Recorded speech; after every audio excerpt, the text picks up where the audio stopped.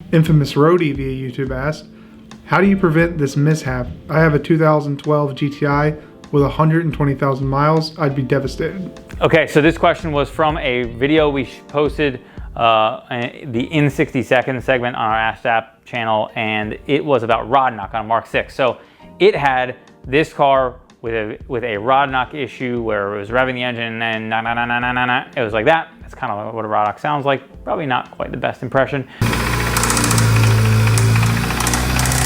That car specifically, it's hard to know, and we don't have a crystal ball to know exactly how something happened, but I can give a few ideas.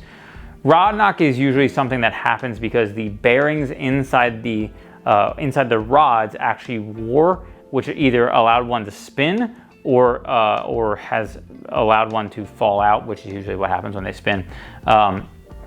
And has caused excessive space there. So what's happening is there should be a bearing in there, it's gone, it's allowing the rod to kind of move up and down on the crankshaft, which is why it's knocking. So that usually happens because of oil pressure issues or potentially oil level issues, which cause an oil supply issue. So most likely that car actually came in and it was low on oil.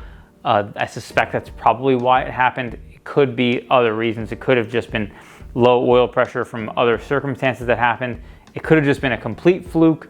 Hard to know exactly, but generally something like that I would expect to be because it was maybe a poorly maintained car. It would probably be the general rule of thumb that would cause a bearing to spin and eventually a rod knock like that.